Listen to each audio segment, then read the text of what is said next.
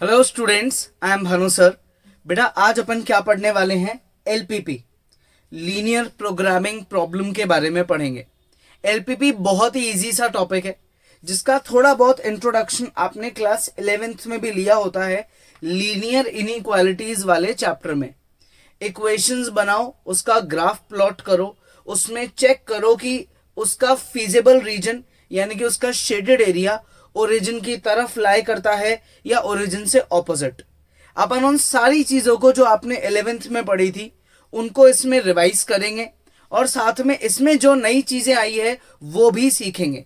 Detail में इस chapter को कवर करेंगे और मैं ट्राई करूंगा कि इसके बाद आपको सेल्फ प्रैक्टिस की भी जरूरत ना पड़े, वीडियो में ही आपको सब समझ आ जाएगा, ठीक है ना।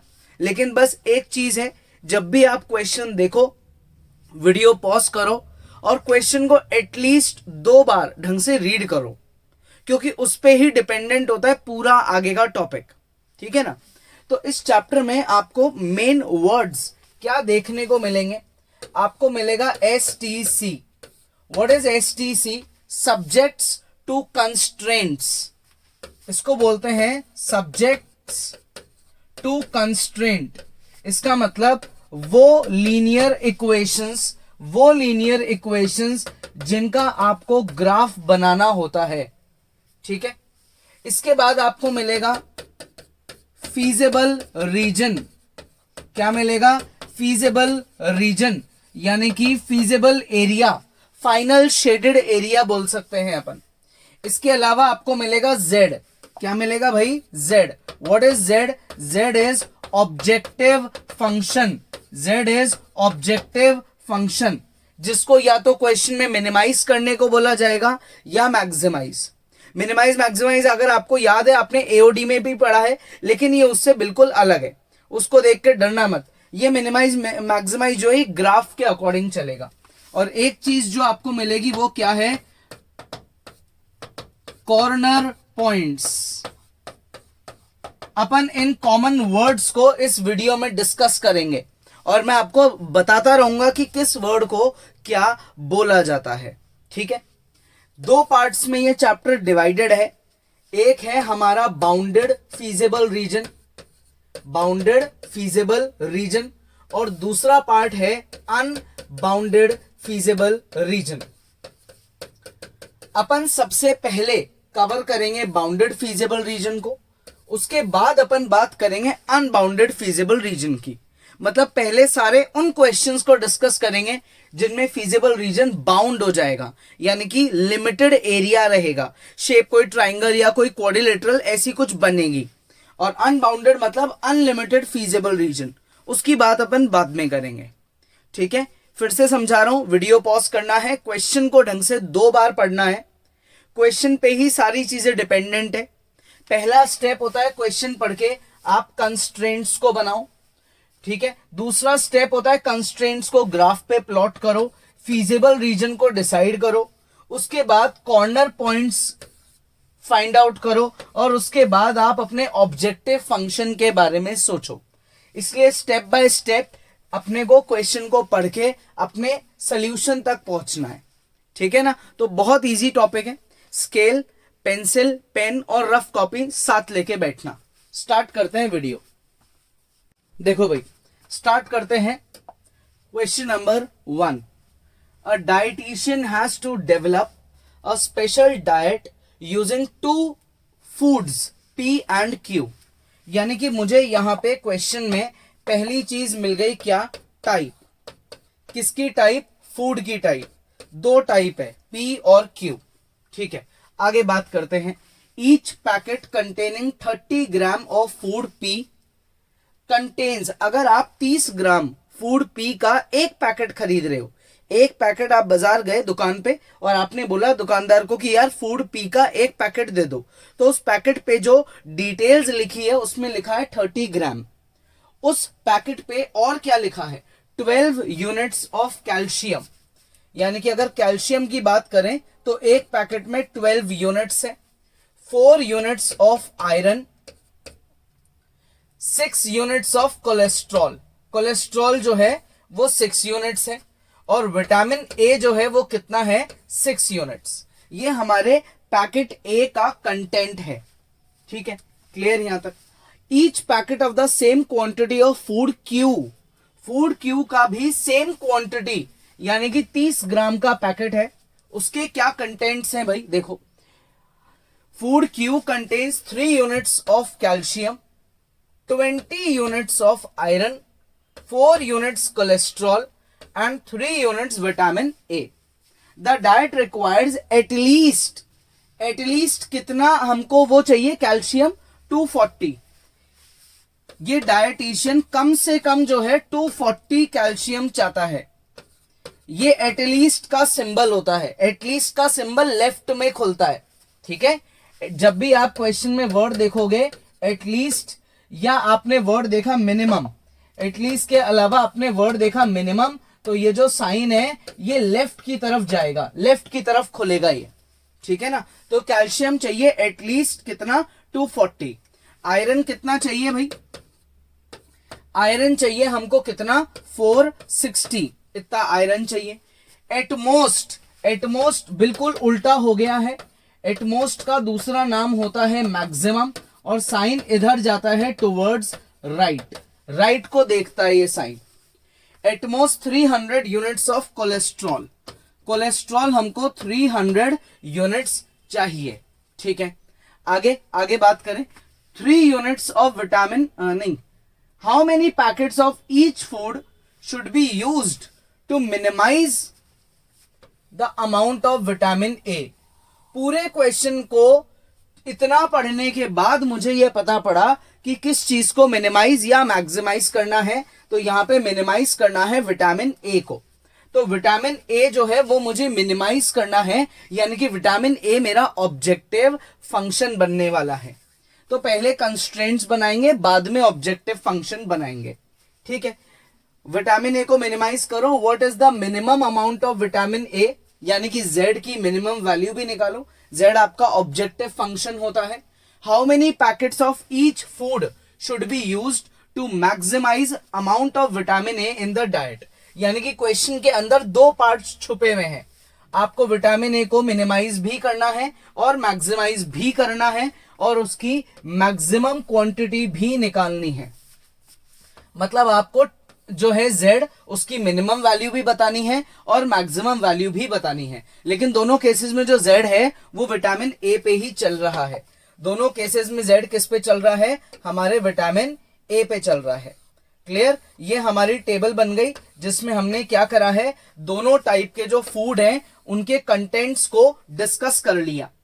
ठीक है, दोनों टाइप के फूड के कंटेंट को हमने यहाँ पे डिस्कस कर लिया, उसकी लिस्टिंग कर ली।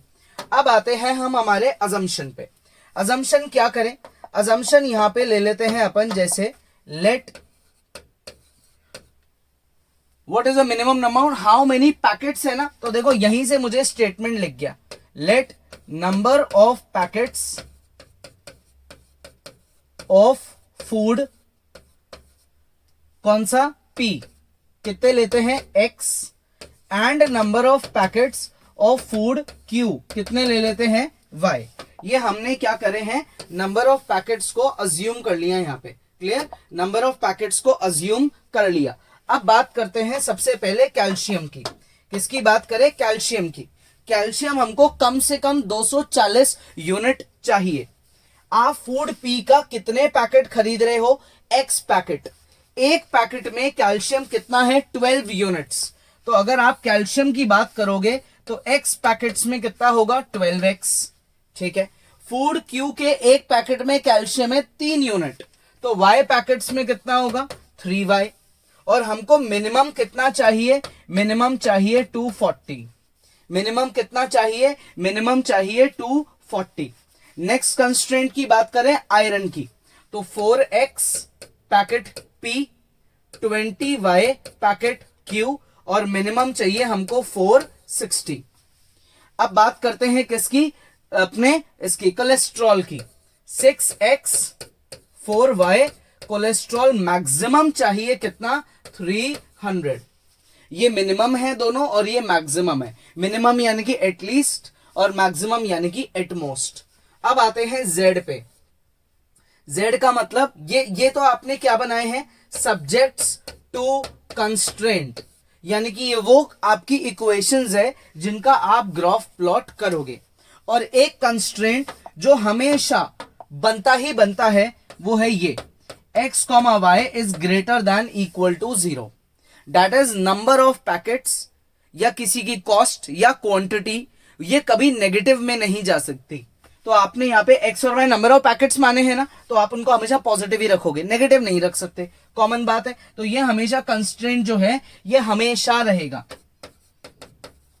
क्लियर, ये हमेशा रहेगा। यानी कि आप ये समझो कि आपका जो ग्राफ है वो हमेशा फर्स्ट क्वाड्रेंट में ही रहेगा, क्योंकि क्वांटिटी या कॉस्ट या प्रॉफिट कुछ भी चीज कभी नेगेटिव में नहीं जाएगा। तो हमेशा आपका जो ग्राफ है इस चैप्टर में वो फर्स्ट क्वाड्रेंट में रहेगा। तो ये हमारा एक ऐसा कंस्ट्रेंट है जो हमेशा फिक्स रहता है। अब बात करते हैं किसकी, z की। z बनाते हैं। What is z? z is the objective function. z क्या है? ऑब्जेक्टिव फंक्शन, जिसको आपको या तो मिनिमाइज करना है या मैक्सिमाइज। इस क्वेश्चन में मुझे, मेरे पहले ही क्वेश्चन में मुझे दोनों चीजें करनी है, मिनिमाइज भी करना है और मैक्सिमाइज भी करना है, लेकिन एक ही चीज को करना है, क्या? विटामिन ए की क्वांटिटी को। तो मैं यहां मान लेता हूं Z1, ठीक है, को मुझे क्या करना है? मिनिमाइज करना है, और Z2 को मुझे क्या करना है? मैक्सिमाइज करना है, ठीक है। तो इस हिसाब से मेरा Z1 क्या बनेगा? विटामिन ए की क्वांटिटी करो 6x + 3y, और मुझे मैक्सिमाइज भी किसको करना है? विटामिन ए की ही क्वांटिटी को करना है। यानी कि मुझे मिनिमाइज मैक्सिमाइज करना तो है, लेकिन ऑब्जेक्टिव फंक्शन मेरा दोनों बार सेम ही बना है। रीजन, क्योंकि दोनों बार विटामिन ए की ही बात हो रही है, ठीक है। तो अब अपन क्या करेंगे? अब अपन इन इक्वेशंस को यूज करके सबसे पहले तो ग्राफ बनाएंगे। सबसे पहला काम है ये, ठीक है। स्टार्ट करें। देखो अब इक्वेशंस 12x + 3y और ये 240। पहली इक्वेशन क्या है? 12x + 3y greater than equals to 240, ठीक है। नेक्स्ट इक्वेशन क्या है? नेक्स्ट इक्वेशन है 4x 20y 460।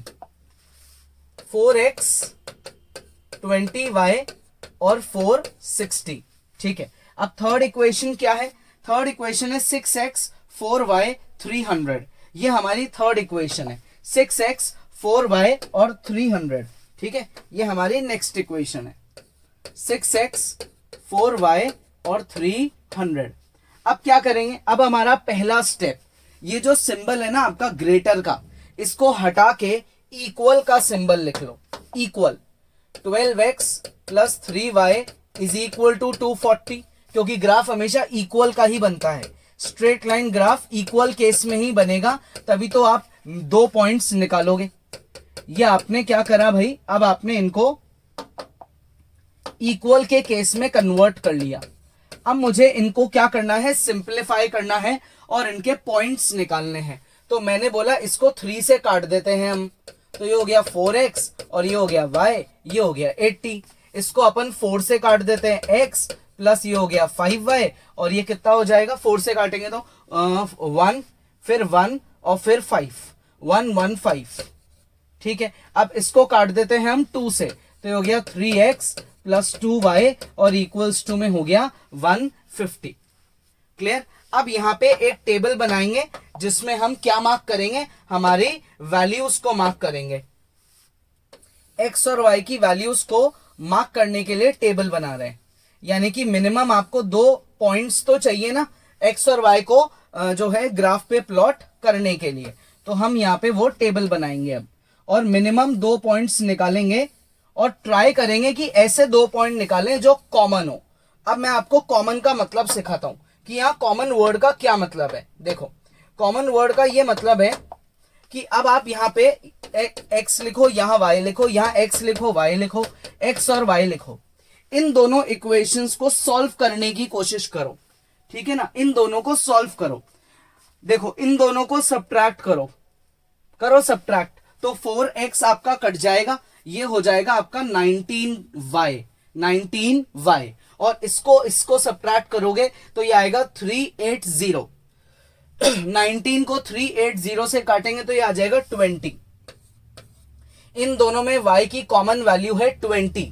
पुट करो यहाँ 20, वो उधर जाके माइनस हो जाएगा, बचा 60, उसको 4 से काटेंगे तो x आ जाएगा 15। तो ये मेरा कॉमन पॉइंट है।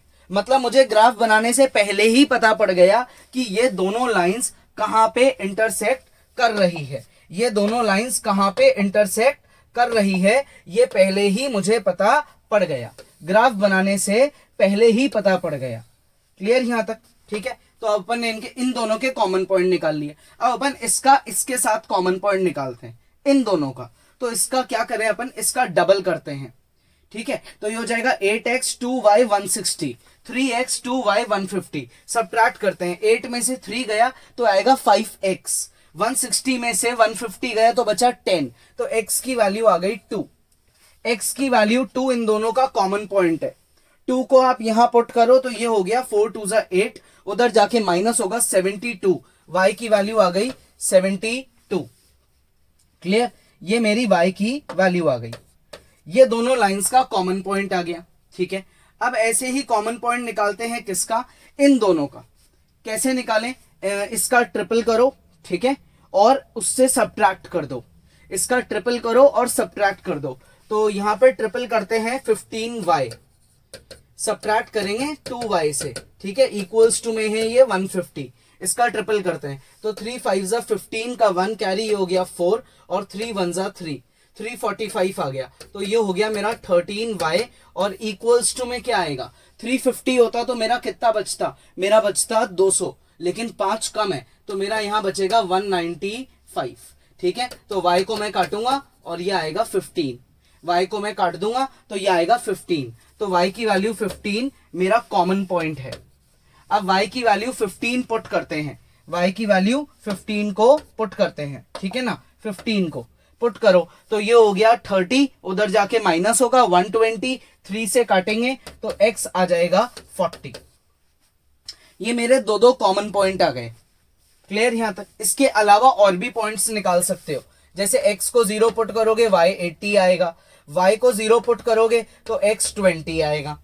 ठीक है, y 0 तो x हो जाएगा 115, x को 0 पुट करोगे तो 115 को काटो, 5 2 10 और 1 कैरी गया तो 5 3 15, 23 आएगा। इधर x को 0 पुट करो तो y आएगा 75, y को 0 पुट करोगे तो x आएगा 50।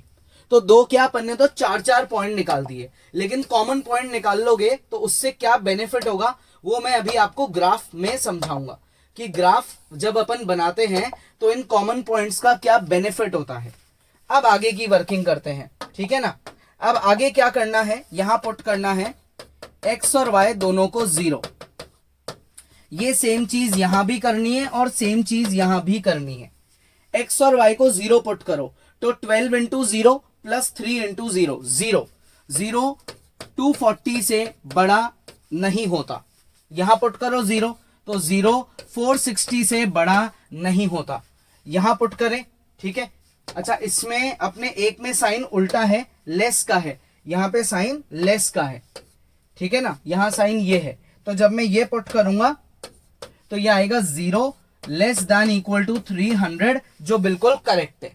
तो यहां मैं लिखूंगा 0,0 लाइज इन द एरिया, हमारे एरिया में 0,0 लाए करता है। यही बात मैं यहां लिख दूंगा, लेकिन मैं यहां लिखूंगा 0,0 does not lies in the area. 0,0 यहां एरिया पे लाए नहीं करता है। तो ये हमारी नेक्स्ट फेज की वर्किंग थी, जिसमें हमने क्या करा है, हमने इक्वेशंस लिखी, उनके सॉल्यूशंस निकाले और उनमें ओरिजिन को चेक किया है। देखो अब अपन ने क्या करा है, अपन ने यहाँ पे एक्स एक्सिस बनाया 5 5 के गैप्स लेके, सेम यहाँ हमने वाई एक्सिस बनाया 5 के गैप्स लेके, दोनों का पॉइंट ऑफ इंटरसेक्शन ओरिजिन है। पॉइंट्स पे आते हैं। पहला पॉइंट x0 y80, ये उधर है, x0 y80, x20 y0 ये रहा, x115 और y0 ये रहा, x0 y23 वो ये रहा। ठीक है, चेक करते जाओ सारे पॉइंट्स। x0 y75 80 के नीचे मार्क किया हुआ है, x50 और y0 वो इधर है। सारे पॉइंट्स हमने मार्क कर दिए। कॉमन पॉइंट की नीड ये रहती है कि जब आप लाइन बनाते हो तो वहां कहां टच कर रही है वो आपको पता पड़ जाता है। ठीक है ना। अब आते हैं लाइंस पे। अब अपन इनकी लाइंस बनाते हैं। तो अब इसमें पहली लाइन इससे 80 तक जाएगी, ये हमारी पहली लाइन है, ठीक है, ये हमारी फर्स्ट लाइन है। इसको हम यहां से और बढ़ा देंगे, ये पहली लाइन बन गई। क्लियर, ठीक है। अब इस पे आप चाहो तो आप लिख सकते हो L1, क्या लिख सकते हो L1, ये हमारी फर्स्ट लाइन है। सेकेंड लाइन क्या है, X115 और Y23, यानी कि ये यहां से जाएगी 115 और 23 इनको जोड़ेगी, ये इनको जोड़ दिया इस लाइन में, ठीक है। तो अब इसने इस लाइन ने इनको जोड़ दिया, तो ये लाइन इधर आ गई 115 और इससे पास होती हुई। क्लियर, ठीक है, ये इसकी अपनी सेकेंड लाइन बन गई। अब इस लाइन पे अपन क्या मार्क कर देंगे, इस पे मार्क कर देंगे कि ये हमारी L2 लाइन है। नेक्स्ट लाइन क्या है, X0Y75 और X50Y0, X0Y75 ये है और X50Y0 ये है, तो हम इसको ज्वाइन करा देंगे, तो ये हमारी नेक्स्ट लाइन बन गई इन दोनों से पास होती हुई, ठीक है। और इस लाइन पे हम क्या लिख देंगे कि ये हमारी L3 लाइन है। क्लियर, अब ये जो लाइंस हैं ये आपस में कहाँ इंटरसेक्ट कर रही है, उन पॉइंट्स की बात करते हैं। तो ये यहां इंटरसेक्ट कर रही है एक जगह, फिर ये यहां इंटरसेक्ट कर रही है और ये यहां इंटरसेक्ट कर रही है। ये कॉमन पॉइंट की अगर बात करें तो ये है 40,15, है ना, इसको मैं A मार्क कर देता हूं 40,15। चाहो तो ग्राफ से समझ लो या आप उधर टेबल में देख लो, ये रहा आपका कॉमन पॉइंट 40,15। नेक्स्ट, अब हमारा कॉमन पॉइंट है 2,72, वो ये दिख रहा है, ये हमने ले लिया 2,72। नेक्स्ट हमारा कॉमन पॉइंट है 15,20, वो यहां पे कहीं मार्क हो जाएगा 15,20। क्लियर, अब जो आपकी पहली लाइन थी उसने ओरिजिन को सेटिस्फाई नहीं किया था, पहली लाइन ने ओरिजिन को सेटिस्फाई नहीं किया था, तो पहली लाइन के जो एरोज बनेंगे, फीजिबल एरोज, वो ओरिजिन के अगेंस्ट बनेंगे। जो आपकी सेकंड लाइन थी जिसके ये पॉइंट्स हैं, ठीक है, उसने भी ओरिजिन को सेटिस्फाई नहीं किया था, तो सेकंड लाइन के जो एरोज हैं वो भी ओरिजिन के अगेंस्ट बनेंगे, इस तरीके से बनेंगे, ठीक है। अब आते हैं किस पे, हमारी थर्ड लाइन पे। थर्ड लाइन वो है, उस लाइन ने ओरिजिन को सेटिस्फाई करा था, तो उसके एरोज यहां बनेंगे, टुवर्ड्स ओरिजिन देखते हुए बनेंगे।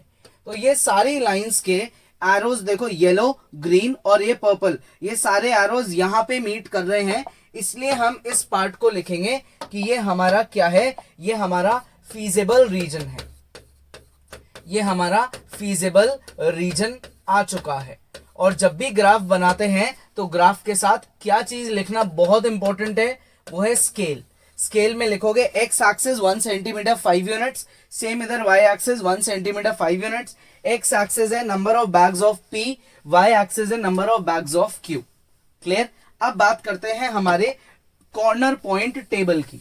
किसकी बात करें, कॉर्नर पॉइंट टेबल की बात करते हैं, ठीक है ना। तो आपने Z1 और Z2 क्या बनाए थे और कॉर्नर पॉइंट टेबल कैसे बनेगी, इसकी बात करेंगे, ठीक है। तो कॉर्नर पॉइंट टेबल, यहां हमने एक कॉलम क्रिएट करना चालू कर दिया, ये हमारा कॉलम बन गया, ठीक है। अब इसमें क्या लिखें हम, यहां लिखते हैं कि ये हमारे कॉर्नर पॉइंट्स हैं और यहां लिखते हैं हमारी Z1 और Z2 की वैल्यूज। यहां लिख देंगे Z1 और यहां लिख देंगे हम हमारा Z2, दोनों निकाल देंगे। वैसे तो दोनों की वैल्यूज यहाँ पे सेम ही आएगी क्योंकि Z1 Z2 सेम बने हैं।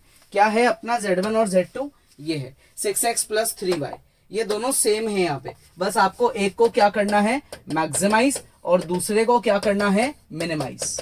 ये आपका यहाँ पे टारगेट है। अब आपके कॉर्नर पॉइंट्स 2,72, 40,15 और 15,20। ABC ऑर्डर में अपन लिख लेते हैं यहाँ पे, A, B और C, ये हमारे 3 पॉइंट्स आ गए। अब हम इन 3 पॉइंट्स का क्या करेंगे, अब हम इन 3 पॉइंट्स को एक एक करके किस में पुट करेंगे, Z1 में। जो Z1 आएगा वो ही Z2 आएगा। मिनिमम वैल्यू Z1 में हाईलाइट कर देंगे और मैक्सिमम वैल्यू Z2 में हाईलाइट कर देंगे। तो स्टार्ट करते हैं इनको अप्लाई करना। ये अपनी वैल्यूज आई है, तो अब बात करते हैं मैक्सिमम और मिनिमम की। मिनिमाइज करना है हमको Z1 को और मैक्सिमाइज करना है Z2 को, ठीक है ना। तो अब इनकी वैल्यूज क्या होगी, यहां लिखेंगे हम कि minimum Z1 is 150 and maximum Z2 is 285, यानी कि कोलेस्ट्रॉल नहीं विटामिन ए अगर आपको मिनिमाइज करना है तो आप क्या करो, पी के कितने बैग्स खरीदो 15 और क्यू के कितने बैग्स खरीदो 20, और अगर आपको विटामिन ए को मैक्सिमाइज करना है तो पी के कितने बैग्स खरीदो 40 और क्यू के कितने बैग्स खरीदो 15। क्लियर। इस तरीके से अपना ये क्वेश्चन कंप्लीट हुआ। देखो क्वेश्चन इजी है लेकिन थोड़ा सा लेंथी है, टाइम कंज्यूमिंग है, क्योंकि आपको क्वेश्चन पढ़ना है, उसमें चीजों को मार्क करना है, टेबल बनानी है, यहाँ पे और डिटेल्स लिखनी है, अजम्पशन करना है, सब्जेक्ट्स टू कंस्ट्रेंट बनाना है और ऑब्जेक्टिव फंक्शन बनाना है। ये पहला काम था। नेक्स्ट काम क्या था, कंस्ट्रेंट्स को लिखो, उनकी पूरी वर्किंग करो। आप चाहो तो आप कॉमन पॉइंट्स को अवॉइड कर सकते हो, ठीक है ना। अगर आपका ग्राफ एक्यूरेट बन जाता है तो आपके जो कॉमन पॉइंट्स हैं वो ग्राफ से भी निकल सकते हैं। ये आप ग्राफ से भी निकाल सकते हो या फिर इस तरीके से पहले से ही कैलकुलेशन करके भी निकाल सकते हो। इट डिपेंड्स ऑन यू कि आप ग्राफ कितना नीटली बनाते हो, ठीक है ना, कितनी एक्यूरेसी से। ऐसे करोगे तो ग्राफ में गड़बड़ हुई तो भी प्रॉब्लम नहीं है, बस इसमें टाइम लग रहा है। और अगर आपको टाइम बचाना है तो ग्राफ को एक्यूरेट बनाओ, इसीलिए मैंने कहा था स्केल और पेंसिल यूज करके बैठो। इस तरीके से बिल्कुल स्ट्रेट ग्राफ बनना चाहिए। ग्राफ बनाया, पॉइंट्स को मार्क करा, एक एक करके सारे पॉइंट्स को ज्वाइन करके लाइंस मार्क करी, L1 L2 L3 को मार्क करा। जो ओरिजिन को सेटिस्फाई नहीं कर रहा उसके एरो ओरिजिन के अगेंस्ट जाएंगे, जो ओरिजिन को सेटिस्फाई कर रहा है उसके एरो टुवर्ड्स ओरिजिन जाएंगे। सारे एरोज जहां मीट कर जाएंगे वो आपका बन जाएगा फीजिबल रीजन। क्या बन जाएगा, फीजिबल रीजन, यानी कि ये पार्ट मेरा क्या है, फीजिबल रीजन, क्योंकि ये सब आपस में यहाँ पे इंटरसेक्ट कर गए। उस फीजिबल रीजन के कॉर्नर पॉइंट्स को मैं टेबल में लिखूंगा और मुझे जिसको मिनिमाइज और मैक्सिमाइज करना है उनको लिखूंगा, पॉइंट्स को अप्लाई करूंगा एक्स और वाई की जगह और कैलकुलेशन करूंगा। ये मेरा मिनिमम का आंसर है और ये मेरे मैक्सिमम का आंसर है। क्लियर। और उस अकॉर्डिंग मैंने इनकी क्या लिख दी, इनकी क्वांटिटीज को भी लिख दिया कि कब मिनिमम होगा कितनी क्वांटिटी पे और कब मैक्सिमम होगा कितनी क्वांटिटी पे। ठीक है, आ गया समझ में। इजी है तो इसकी प्रैक्टिस करना बहुत जरूरी है। क्वेश्चंस, इस चैप्टर को अपन इजी क्यों बोलते हैं, क्योंकि काफी हद तक सारे क्वेश्चंस सिमिलर होते हैं। अगर आपने एक को ढंग से कर लिया तो बाकी के आप उससे रिलेट करके क्रैक कर सकते हो, क्योंकि सेम प्रोसीजर फॉलो करना है। ठीक है, और ग्राफ को बहुत नीट बनाना है। क्लियर। तो नेक्स्ट क्लास में अपन आगे पढ़ेंगे।